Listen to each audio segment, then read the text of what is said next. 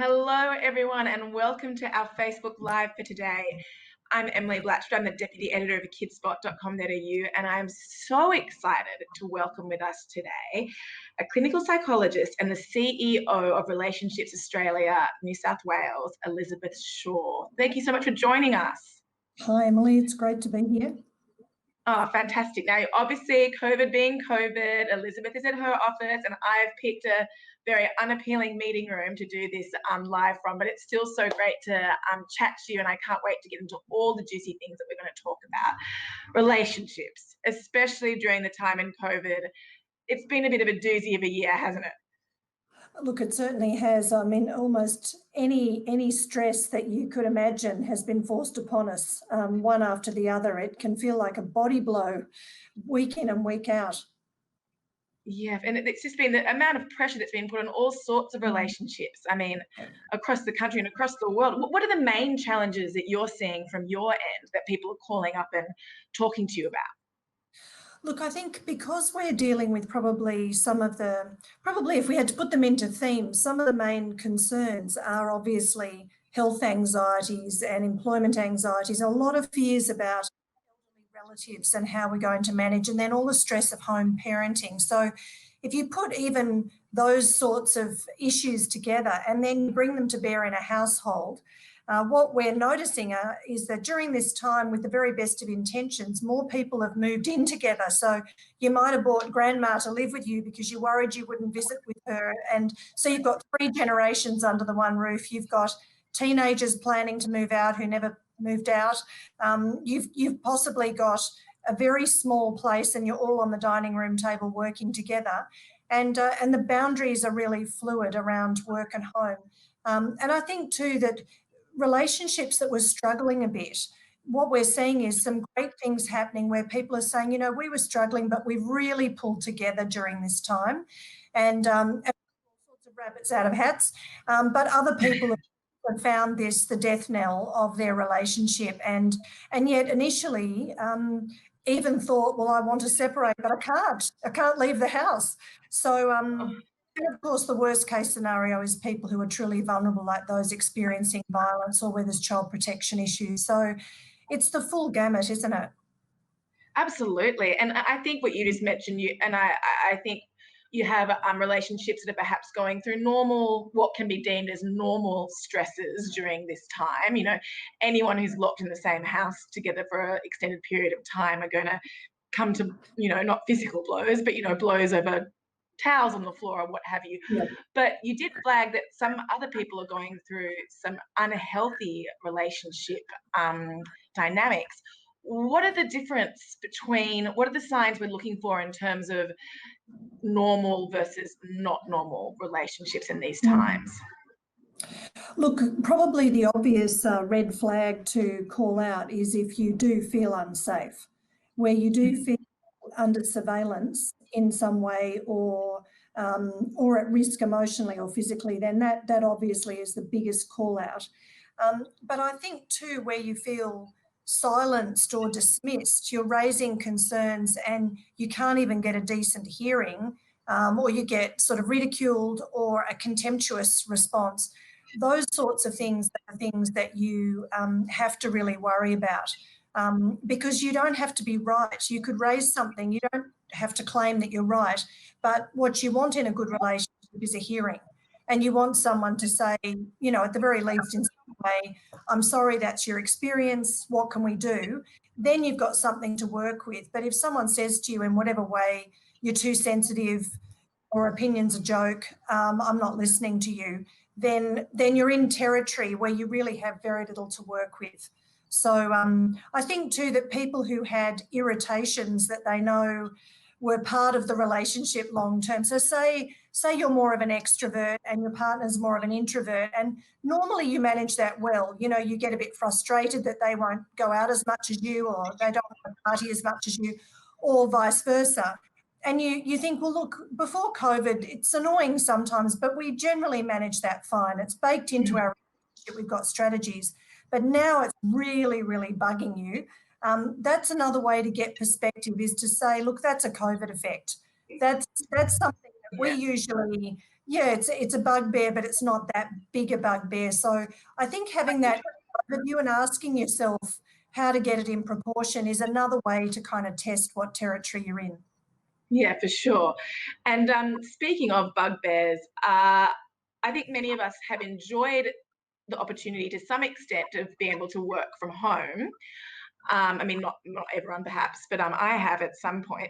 But I did notice that I think there are a lot of expectations that perhaps if you have your husband home or your male partner home, that he perhaps will help with some of the day-to-day runnings of that, and that I imagine would cause some frustration if it doesn't quite happen. Can you talk a bit to that? Look, absolutely. Our research does demonstrate that women proportionately do a lot more hours in domestic and child caring duty. And I think there's still an awful lot of people for whom in a heteronormative relationship that the female partner, the role is still more commonly the complementary role, either part-time, or, the hours are able to be juggled. So certainly not in all cases, but in some cases. So I think there's something that, even if your partner's work routine or their lack of participation annoys you, usually you have somewhere in your mind, like you tell yourself, rightly or wrongly, oh, they're in Asia this week, or they're busy at work, or, oh, well, I'll just do it. I think when all of that is stripped away, everybody is in the house, no one's travelling, everyone's got extra hours because they're not travelling to an office even, to then see the inequity play out in front of you is very confronting. And I think everyone was home making more mess for a start, but then there were more hands on deck. And so for parents too, they were also really confronted by their parenting style, because maybe they also let their kids off the hook and they say, oh, well, I want you to do your homework, so I won't ask you to put the washing out. All of a sudden, your kids aren't travelling either, and clearly they're not doing their homework all the time. So I think some parents were also thinking, what have I raised here? And should I actually be having a bit of a revolution in the house where we reset the terms? So ideally, families would have had that conversation and said, look, we're all making more mess, we're all home, we've all got to get through this. I mean, women really did have an opportunity to say it's time that we arrange things differently, but only if you've got a family who's willing to listen to you, of course. For some people where you found an outright refusal to participate and you were really up against a genuine gender inequity that was baked in, then again, that could lead to conflict that is telling you the relationship's not really working in a fair way at all. Oh, absolutely. And so in terms of if you are, at home and you are seeing this inequality and you're not quite sure how to broach it, I mean, what would your advice be? What are the first steps to getting that conversation going? Look, I think the important thing is it's an opportunity now to make it not about you, and that's helpful, because you can get relegated to, oh, mum's banging on again about something, there she goes again, and isn't that boring, and I'll tune out. And so I think people literally lose their voice in a relationship. So I think there's something about a ritual like, calling a family meeting and saying, look, we're all doing it tough. Every family in town is doing it tough. We have to rearrange ourselves, and maybe even to say, look, I need more help. So it's not like you never do this and I'm sick, but it's more like, look, I need a hand here, and we need to reshuffle the deck. Ideally, you sort this out with your partner first, because if you sit down with the kids and you have a partner in the house, then if you haven't got your partner's buy-in in some way, then the kids will find a crack in your armour, they always do, and wiggle in. Now, the point to raise with your partner is that there's research on, in fact, the relationship between equitable domestics and a healthy, happy relationship. In fact, there's even some specific research on the direct relationship between equal dynamics in the house and a better sex life.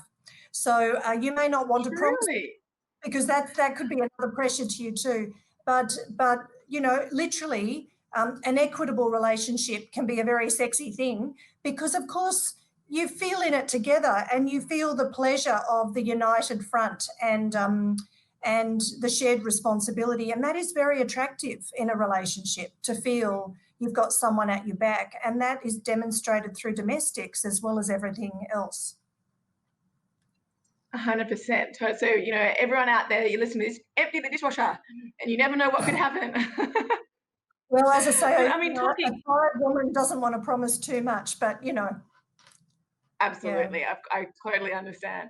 And we've spoken, I guess, explicitly about that gender divide. But I mean, the frustrations about COVID have been, as you said, I think a lot of couples that perhaps had smaller issues which have now been snowballed during this time into what seems like much bigger issues, and you could be feeling quite distant from each other. How do you try and get your way back? How do you find each other again in this situation when everything's annoying, socks on the floor could send you over the edge? How do you reset and go, hang on, we are in love, let's get back to where we were?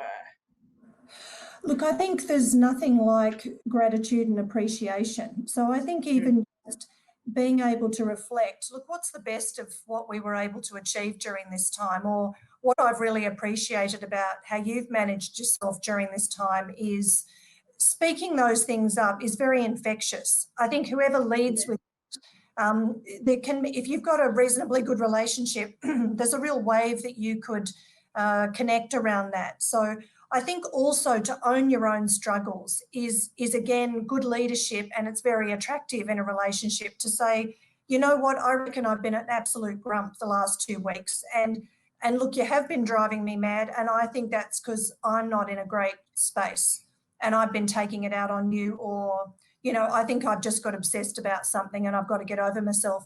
I think if you can be a bit self-deprecating and own the irrational aspects of where perhaps you've been leaning too hard, I think that that's a way for other members of the family to say that. You can also, again, in a family meeting, say, where do you think you've been your best self, and where do you think you've both most struggled, and let your kids say, well, I hate not seeing my friends and I get bored, and let everybody talk about that, and how you've managed it.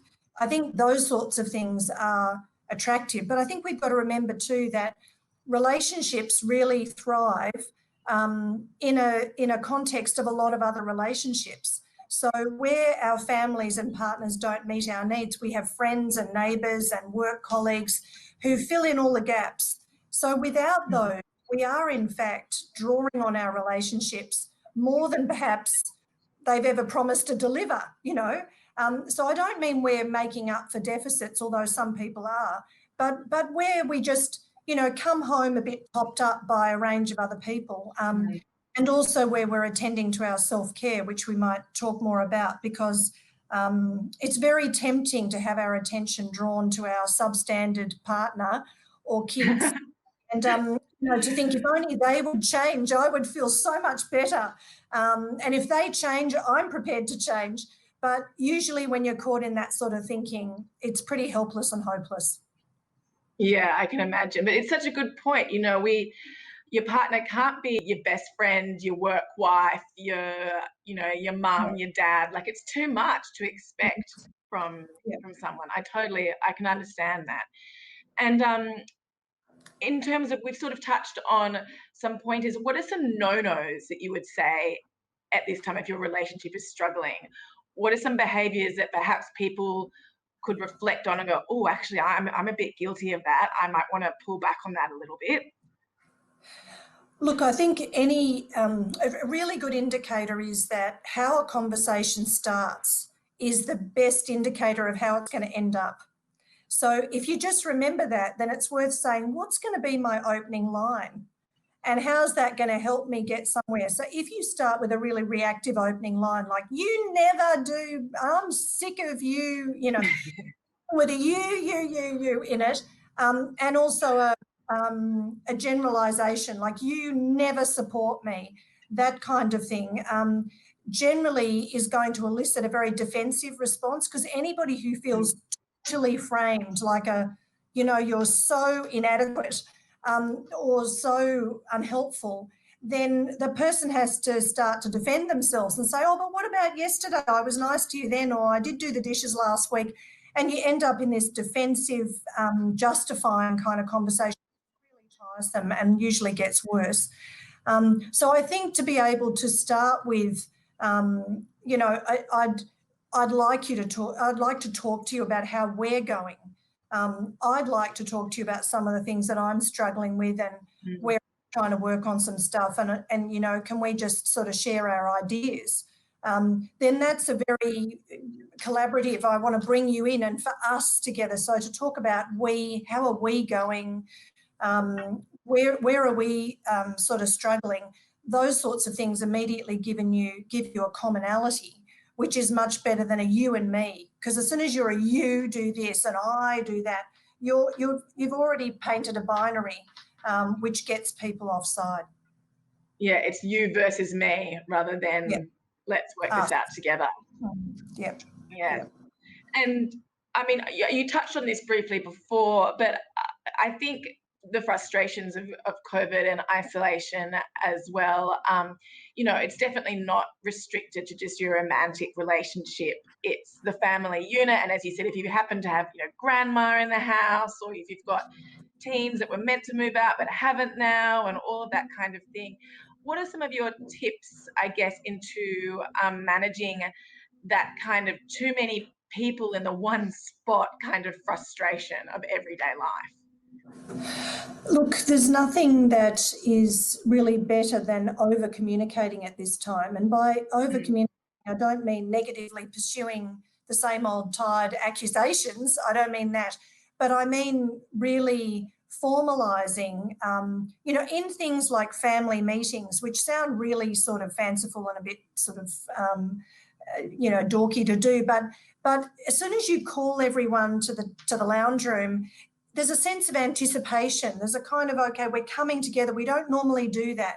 We're going to have a meeting. You can do it over a cup of tea, make it sort of informal, but it's like, let's put our heads together about how we're going to do this and what do we need from each other, and what's realistic. Because if it is, well, I want grandma to stay out of my bedroom, well, you know, also what's grandma's needs, and maybe grandma needs to be close. So what time can we give her so that she then stays out of your room? And, you know, it's also not saying, well, I'm going to give my list of rules and everyone can comply, but just talk about what one's needs are, and include personal differences. So it's not just about, well, you're 12, so you've got to put up with things, but more like, well, what's your style? If you need more quiet time, or you need more company, you know, how that can be managed in some kind of way. And it may also be you need solutions outside the home. So it might be, well, you really are missing your friends and need contact. Let's set up more Zoom calls for you, rather than saying, well, how's the rest of us going to meet those needs, because that's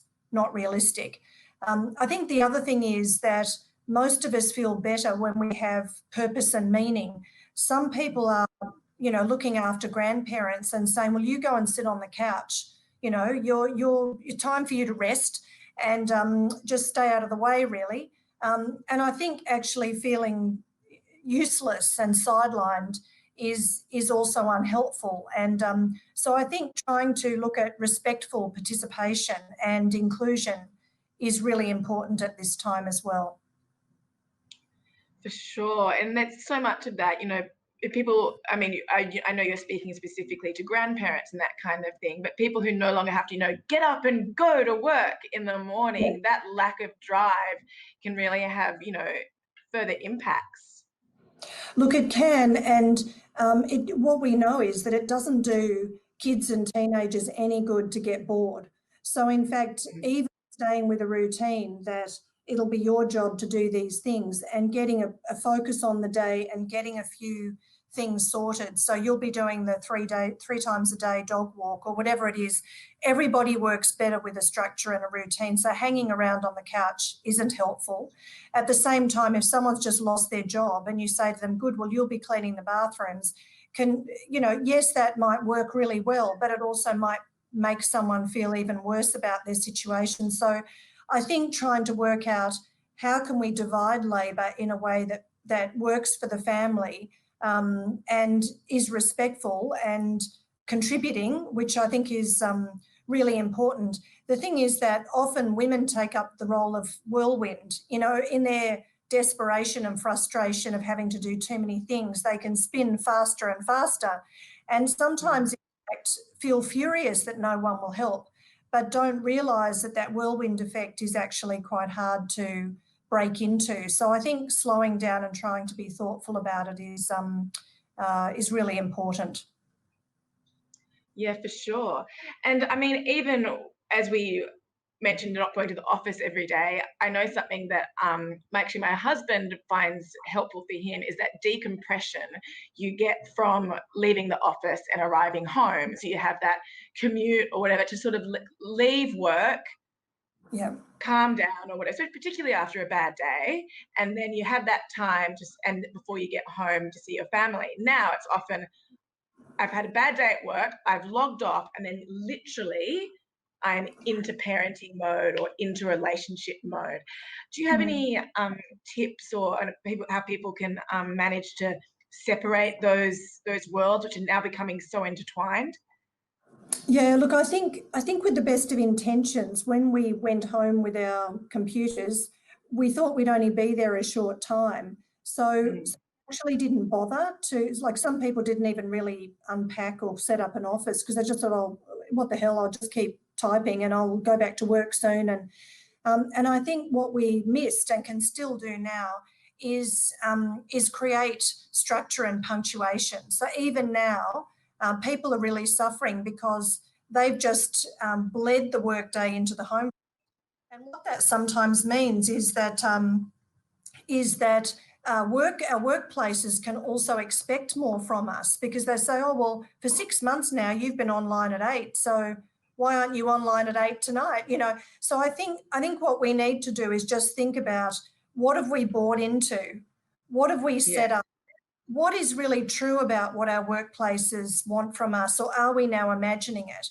And it still is possible to say, I don't have enough punctuation between home and work, so I'm going to invent a little ritual. So it might be whatever time you clock off to say, I'm always going to walk around the block for 15 minutes and reappear at home through the front door evening, and in fact be determined about not logging on again, you know, because I think that lack of punctuation also means that we think we could do a little bit more work into the evening.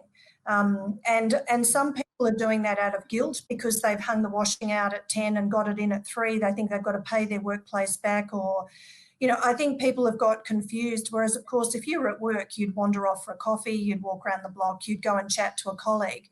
You would never think, I better pay someone back for that. So I yeah, think let's really stop and look at ourselves and say, have we bought into something and we're now acting like helpless victims of that? Can we, in fact, put some distinctions and rituals in place and have even a bit of fun with that to wind up the workday? yeah. I think it's a really, really good point. And Elizabeth, we've talked about the frustrations of having so many people cooped up all together.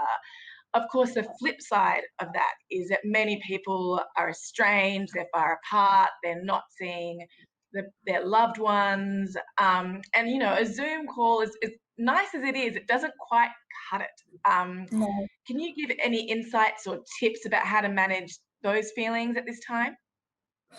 Yeah, look, again, I think we have to challenge ourselves. There are some people who've just gone without. They've thought it's too hard, or I can't stand another video conference, or whatever it is.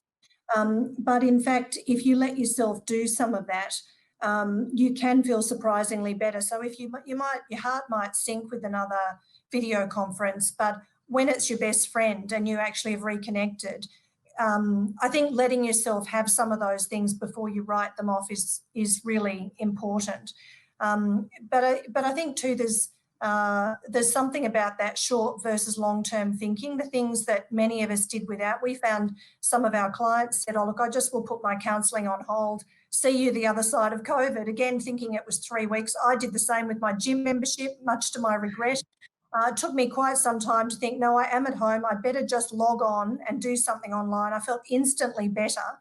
And it wasn't just the exercise, it was actually taking charge of something in my life rather than just feeling silently seething and resentful. So I think letting yourself do some of that is really important. Some of the great stories that we're seeing is that, usually on the weekend you might think, well, I'll see my friends that are in the next suburb or just across town. Whereas a lot of people are saying, you know what, at that dinner party, I could add in my old school friend who now lives in New York, or I could actually have dinner with my friends in Melbourne. That's been really lovely. That there's been whole family gatherings where you would never gather those people because you'd write them off because geographically it wasn't possible. So I think for those people who are doing that, they're feeling a lot better. And in fact, some of those connections have been really delightful. So we should hold ourselves to account about doing more of that. That's such a good point, because it's that feeling of being in limbo, isn't it? It's like, oh, when this passes, I'll get back to normal. When this is over, but it could be quite a long time. Look, it could. And what we forget is that when we're at our best, it's usually where we have choice. Most things go well when we have choice. So, for example, the people who are allowed to retire on their own terms, they do it at their own choosing. The people who right now might be 62 and have just been told they're redundant, they might really feel that they've been forced to retire because they can't picture fixing that up. Though it's the lack of choice that can make you feel really burdened. And as soon as you go to, well, when COVID passes, I'll be all right again, you have this helpless feeling, that I'm just here at the behest of who? The government, the health department, the virus. We don't travel well, particularly in Western society where we value autonomy and individuation. We don't travel well with a lack of control, and we should remember that we have more control than we think. We just need to claim it. For sure. And you've just made a really interesting point about redundancies, because I know that's a lot of that's happening. And, I myself have been made redundant in the past, and Yeah. it's a really yucky feeling. And Yeah. so what would you say to those people, parents or otherwise, who perhaps have been made redundant and are now looking for work in what can only be described as a really tricky, job market? How would you provide them to give some structure and drive to their days? Look, this is really hard. In some ways, the protective factor is that it's a big story a lot of people are going through. When you're made redundant, you can often feel that's very personal. Even if the company tries to save you from that and says it's a structural whatever, you still feel like, but why was I chosen? And so that can feel pretty bad, and you can feel great shame, even if you shouldn't. You can't help it. In these circumstances, what I hope is that people are a little protected, because there's an awful lot of people who are stood down or made redundant. So there's a protection there. But there is also the fear that it's not just me finding another job, but it's a massive number of people finding another job. And depending on your age, you could feel written off. So what I would encourage is, if you are stood down, is to keep doing some reality checking about whether it is true that you should be very afraid of being without work, or really is your company at your back. It could be that your panic about it is not founded.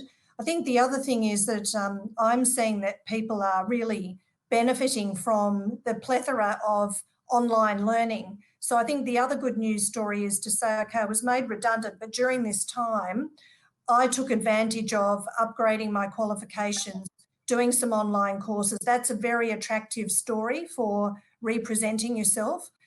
So I think saying, actually, I need to stay in the game in my mindset and show that I've used this time wisely. So in a sense, stay on the job. I think that's very helpful. And you're quite right, creating structure for the day, particularly around self-care, is really important. And what we know is that 30 minutes of deliberate exercise a day has an effect similar to a mild antidepressant. So it's a natural way of keeping yourself mobilised and motivated. So getting out in the sunshine and getting some exercise in is going to be really critical to your self-esteem. I couldn't agree more. And now that we've touched on it, let's talk more about self-care and how important that is for everyone. But I think mums are often guilty of putting this way down low on the list of priorities of the day. So to any mums out there, why is it so important, and what are some of the things we should be doing? Look, it's a bit of a well-used image now, but it is really true that, you know, on an aeroplane where they say the parent should use the oxygen mask first and then give it to a child. And of course, as a parent, you think, oh, I'm certainly not doing that. I'll be looking after my children first. But the image of it is absolutely critical, because without you being in good shape, you're less use to everybody. First of all, you're going to be irritated, you're going to get resentful.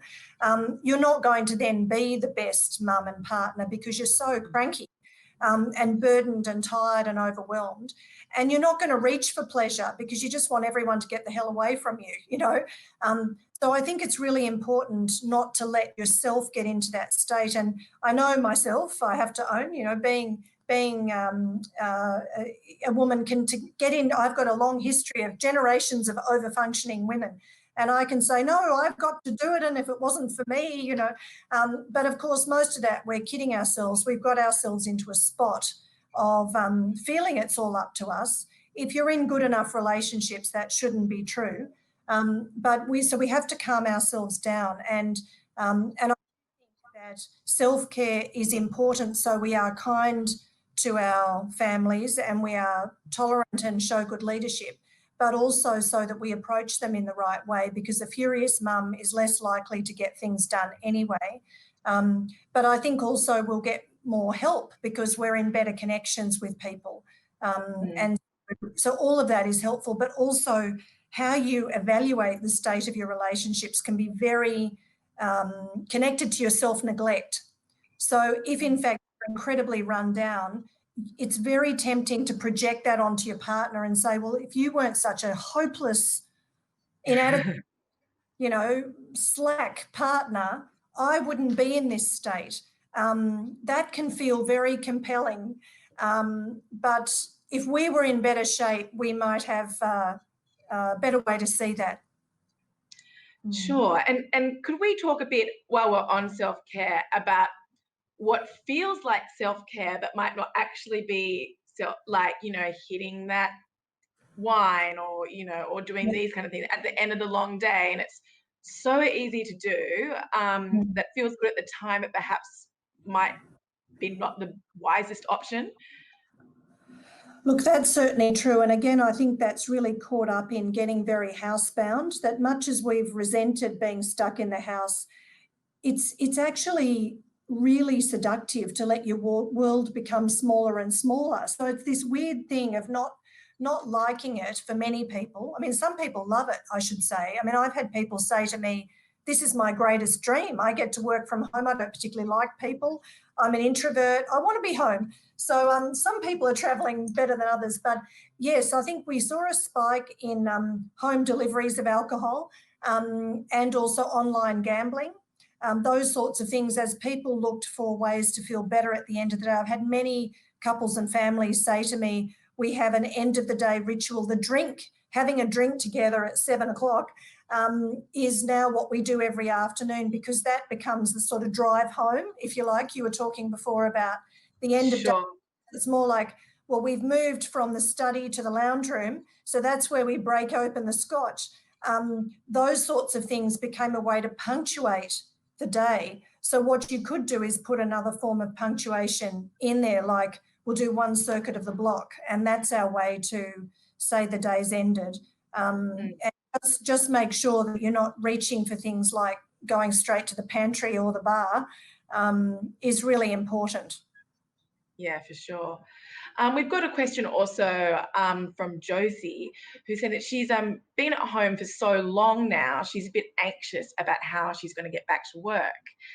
And that's a whole different other anxiety, which I can totally relate to. What would your advice be around for that?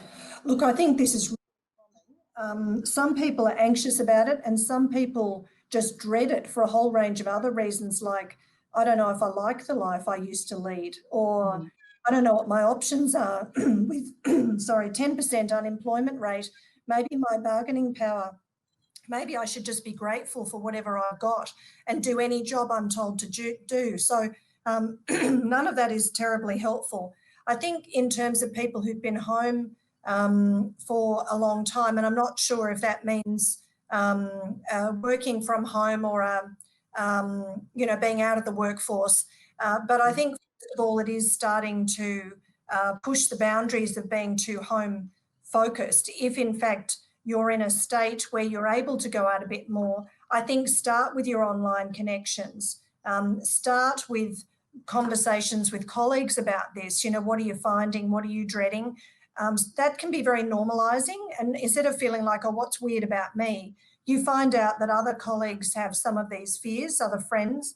I think starting to do whatever you can to take up meeting with other people in order to just get your social kind of connections back on track, push the boundaries of perhaps trying some new things that are safe to try, whether it is, meeting up with colleagues or old social networks from old workplaces. And as I said before, I think the online learning is a great way to test your knowledge. If you're actually afraid of the work environment and you feel a bit unhooked from it, there's nothing like touching base with current knowledge to just remind you that you're fine and you've got a lot to offer, or you have kept up, even if you fear you haven't. Yeah, for sure. And just bouncing straight to another question, actually.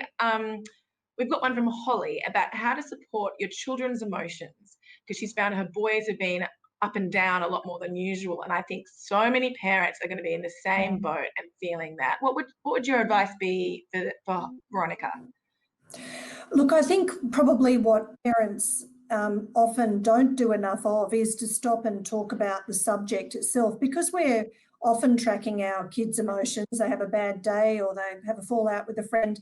We tend to track ups and downs and tend to move in to cheer them up or distract them or keep them moving in some way, just to move them on from the negative feelings. But I think at this time, we shouldn't underestimate the sort of anxiety that they're picking up by their stressed parents, or what they're watching on television, what they're hearing on the news, what they're hearing at school. There are a lot of anxious parents out there, and sometimes, some kids didn't go back to school for a very long time, and then your kids could think, well, gee, what does that mean, that they're too scared to come back and I'm back at school? So I think talking with them about what have you heard, what's on your mind, let's look at some information together. Let's look at how we can make good decisions for our family. Let me tell you how I can reassure you that we're safe and on track. Might be looking up some things on the internet together. There are some great resources on talking to kids about anxieties.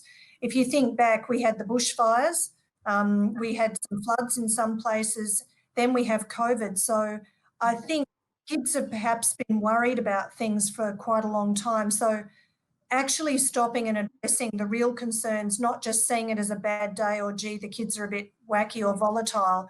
This is quite different. There's some specific things to discuss and we should lean into those conversations. Yeah, for sure. And I wanted to talk to you as well, just briefly, about, it just occurred to me, new mums during this time. I mean, I know that becoming a new mum is isolating at the best of times. Now with all of the things, the Joey jigs, this rhyme times and all those things that you used to perhaps lean on to get you out of the house, or your mother's group. Yeah. These things have been perhaps taken away. That would be really difficult, I can imagine. What advice would you have for those new mums out there who might be watching right now? Look, I think this has been incredibly hard, and I've talked a lot to grandparents who are also really suffering because they weren't able to turn up and help their kids with a new child. And normally, if you've got a good parent who was going to come and stay with you for the first couple of weeks or would have been available for a bit of babysitting, there's the isolation for all generations has been very painful. So this is where it's essential. It's not just a good idea, but it's essential for you to stay connected outside the home. And whether you have to do that online or not, there are some really good parenting lines, and ring anybody and talk about anything that you need to. It's really critical. It's quite well researched that that isolation and poor relationships in the home are two of the things that are very correlated with postnatal depression. So it's critical not to be isolated. I mean, the thing with kids groups too is that sometimes they were a mini break. You know, you could take your kids there and your toddler could toddle off and with another toddler. And even if you're standing next to them, you feel like, well, for a minute, I can hold the gaze of another adult and maybe get a half a sentence out. And it feels like mini babysitting, even though it's not really. And I think that's what's really hard, because obviously if you're online, you've got your children underfoot or a baby in your arms, and that ability to hand the child to someone just for a minute to get you to reclaim yourself is not possible. But definitely let yourself be emotionally supported. It's absolutely critical. Absolutely. I couldn't agree more. I couldn't imagine having a new baby during this time. But I've scribbled down a little note here, something you mentioned before, which I think is really interesting. And it's about, you were saying, oh, they're sending their kids back to school, but I'm not, and all this kind of stuff. And it's just keeping up with the Joneses, or why do they get to do this, or all of that kind of stuff. Yeah. Can you talk to me about this particular feeling? And I've been guilty of it, and I know others have, of judging other people for their decisions and then feeling the weight upon yourself. Can you elaborate on that? Look, I think this is really hard, and I've found this too. I sent my children to, well, it's not that I sent them, the children wanted to go. And it's amazing the judgment that you can feel if you say, actually, my children went the whole time. And I've had all sorts of people just look at me, what an outrage. And so this is really challenging. And so I guess the important thing is to first of all be informed. So it's not just subjective opinion or bias or fear that's giving you your decision-making capacity, but you keep referencing information. And so that if anyone says, well, you shouldn't be doing that, you can say, actually, I've researched it, it is within the guidelines. So at least you've got to anchor yourself to something so that you don't wobble. So I think, first of all, to do some thinking about it. And whether, in fact, that does stack up as an argument, that you're not just doing it out of reactivity. And I think it's also being solid in yourself to be able to really think through, you know, what are my values? What are my needs here? What is reasonable? What leg do I have to stand on? But also ask yourself, what's it like for me when other people judge me? Because some of that's about an interpersonal skill. Once you've decided I'm going to do this or that, say, so how am I going to tolerate the disapproval?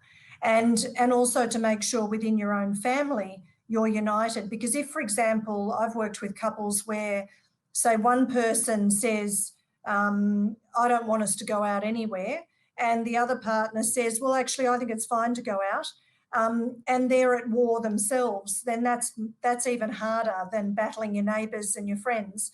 So I think you've got to do some good ethical decision making within the household and come to peace in yourself with your position, and then try and hang in with that. That is so, I'm so glad you mentioned that. It made me feel better, because my husband and I wanted to send my daughter back to daycare just one day a week, just one day of reprieve, because I was on maternity leave, and he was against it, and that caused some friction for us. So for the couples who are, having those conversations where one perhaps is just slightly more conservative than the other person, how do you navigate that situation? Well, look, I think it is about not making it a battleground, because usually in a relationship, as soon as you fall into binaries where it's your way or my way, that's where we feel really cranky, and it feels like a sort of a head-to-head, who's going to win here. Whereas I think basically those are two within a whole raft of possibilities of how you can handle it at the moment.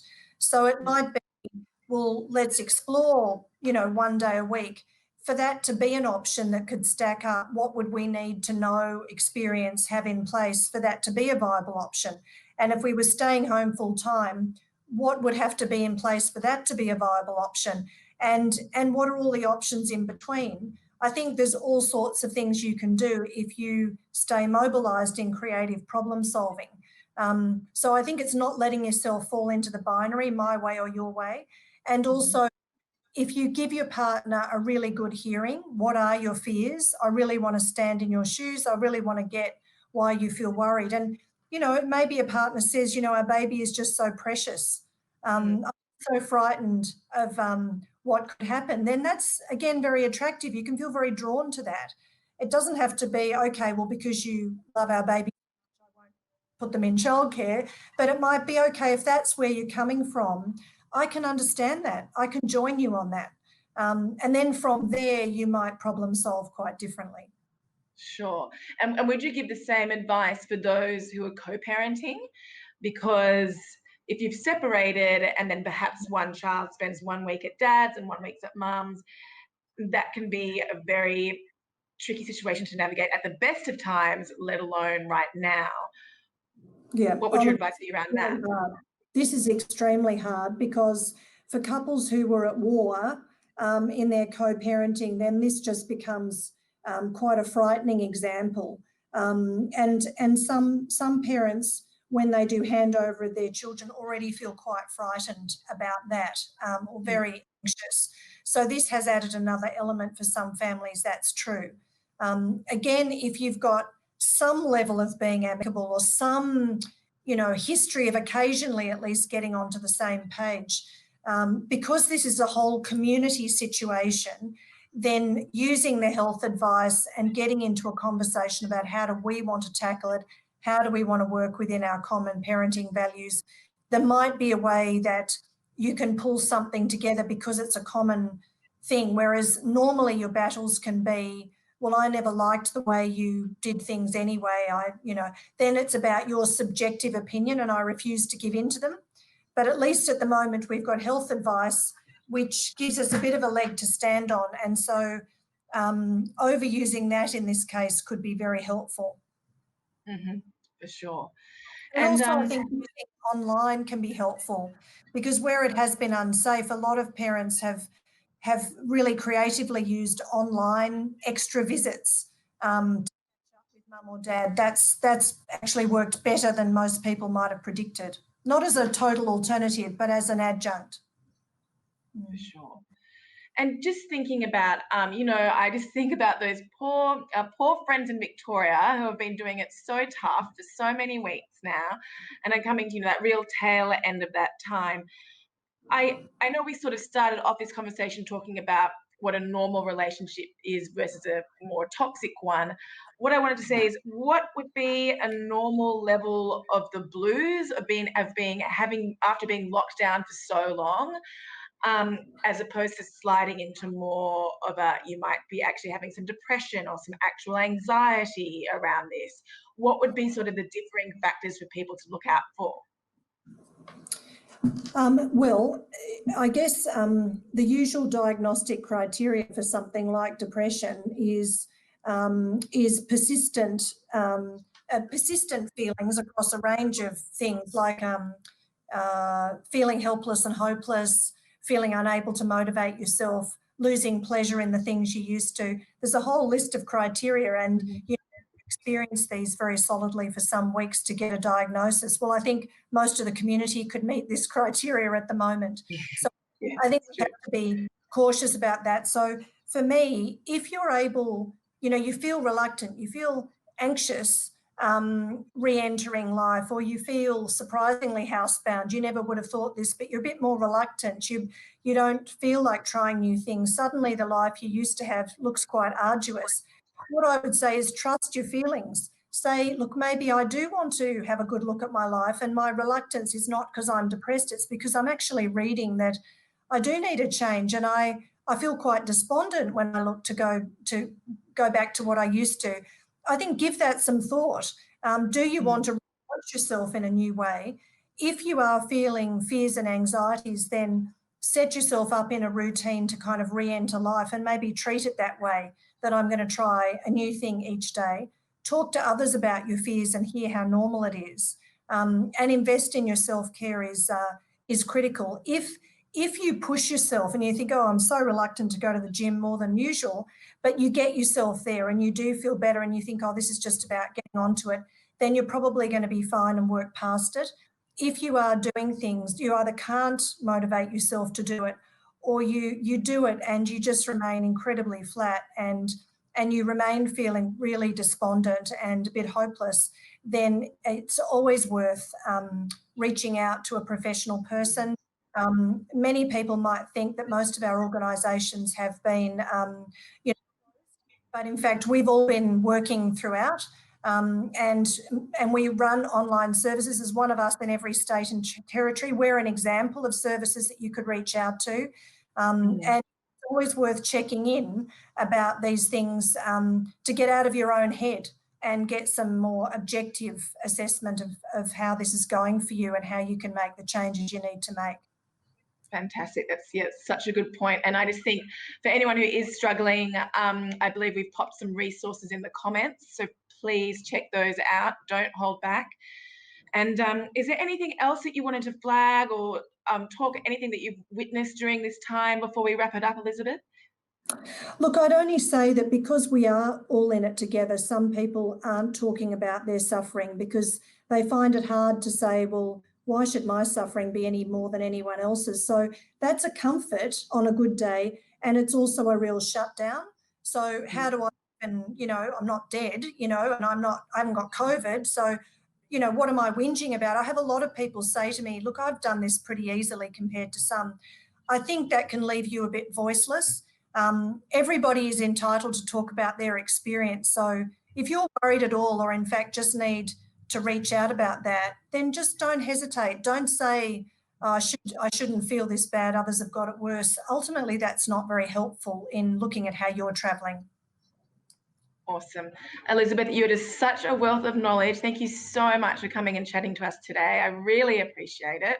And I hope some people got some wisdom and advice from you. So thank you so much. It's a pleasure. There's lots of resources on our website, so please have a look for those if you want to read later. There's a lot out there, so keep reading and thinking. That's the best thing. Absolutely. Awesome. Well, thanks so much, Elizabeth. Until next time.